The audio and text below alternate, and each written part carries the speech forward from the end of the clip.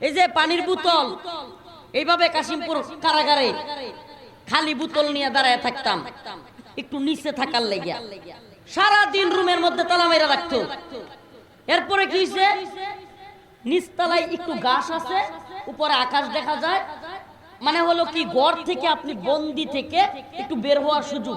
ওখানেও কারারক্ষীরা একটু দেরি করলে হুজুর উঠেন উঠেন তাড়াতাড়ি উঠেন, এজন্য খালি বোতল নিয়ে গিয়া সিরিয়াল নাই তবুও দাঁড়ায় থাকতাম, কারণ খালি বোতলটা থাকলে উঠায় দেয় না যে হুজুর বোতল ভরতে আসছে। এই মেয়ে ভাইরালিজম দিয়ে আমার কোনো লাভ আছে যদি আল্লাহর কাছে ধরা খায় যায়? লক্ষ লক্ষ মানুষ আমারে চিনে, শত শত ইউটিউব চ্যানেল আমার জন্য আইসা পড়ে। এটা সফলতা? হ্যাঁ, মুমিনের সফলতা কোন পথে? আজকে আমার আলোচনা এটা নিয়ে। আজকে আমার আলোচ্য বিষয় এটা। একটু সাউন্ড বাড়ান অপারেটর ভাই। মুমিনের সফলতা কোন পথে? 1 লক্ষ টাকার চাকরি পাওয়া, এটা কি মুমিনের সফলতা?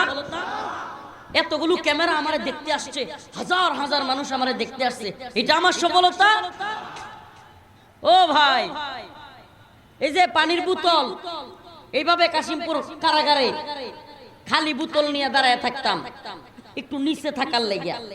সারা দিন রুমের মধ্যে তালা মেরা রাখতো। এরপরে কি হইছে, নিচতলায় একটু গাছ আছে, উপরে আকাশ দেখা যায়, মানে হলো কি ঘর থেকে আপনি বন্দি থেকে একটু বের হওয়ার সুযোগ।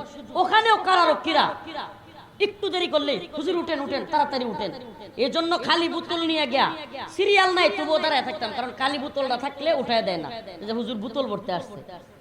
চিন্তা করছেন তখন এই জনপ্রিয়তা কই আসছিল? এটাকে আমরা বুঝি না। এই 1 লক্ষ লোক কই আসছিল তখন? এগুলো শুনেন, এগুলো আমাদের যায় আসে না।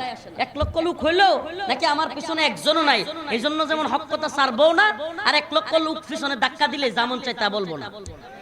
আমরা কথা বলি আল্লাহর জন্য। কার জন্য? আমরা এটাকে সফলতা মনে করি না। সফলতা মনে করি যে দ্বীনের পথে কয়জন মানুষকে আনতে পারছি।